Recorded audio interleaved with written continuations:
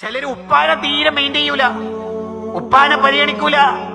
ഗൾഫിലൊക്കെ പോയി ദീർഘകാലം കഷ്ടപ്പെട്ടുണ്ടാക്കിയ വീടും എല്ലാ സൗകര്യങ്ങളും മക്കളെ കെട്ടിച്ച് എല്ലാം കഴിഞ്ഞ് ഉപ്പ പ്രായമായി. ഇപ്പോൾ ഉപ്പാക്കായിട്ട് സ്വന്തമായി വരുമാന മാർഗങ്ങൾ ഇല്ലെങ്കിൽ ഉപ്പ നിസ്കരിച്ചിട്ട് വരുമ്പോ ഉമ്മയും മക്കളും ചർച്ച അവസാനിപ്പിക്കും. ഉപ്പ വരുന്നുണ്ട്, ബാക്കി പിന്നെ ചർച്ച ചെയ്യാം. ആ പാവത്തിന് എത്ര വിഷമമുണ്ടാവില്ലേ? ഉപ്പ പൊതുവെ കരയൂല, ഹൃദയം കൊണ്ട് അങ്ങനെ കരയും. എപ്പോഴെങ്കിലും കണ്ണിൽ വെള്ളം നിറഞ്ഞാലായി. എന്നെ ആർക്കും വേണ്ടാന്ന് തോന്നിപ്പോകുന്നവരാണ് നമ്മുടെ നാട്ടിലെ കൂടുതൽ ഉപ്പമാരും. ആർക്കും വേണ്ടല്ലേ? ഈ ആൺമക്കളൊക്കെ ഒന്ന് കൂടിയിരുത്തിട്ട് ഉപ്പാനോട്, ഉപ്പാക്ക് എന്തോ ഒരു സങ്കടം 2-3 ദിവസമായിട്ട് എന്തോ കൈമ കാശില്ലാത്തതിന്റെ പ്രശ്നം. ഉപ്പാനോട് ഞാൻ പറഞ്ഞിട്ടില്ല, ഉപ്പാക്ക് എന്താ പ്രശ്നം? ഞാൻ ഉപ്പാനോട് ഒരു കാര്യം ചോദിച്ചിട്ട്, ഉപ്പ എനിക്കൊരു മുത്തം തരും. ശരിക്കും ഉപ്പ കരഞ്ഞു എന്നെയോ കാര്യങ്ങളൊക്കെ വേണോ അല്ലേ?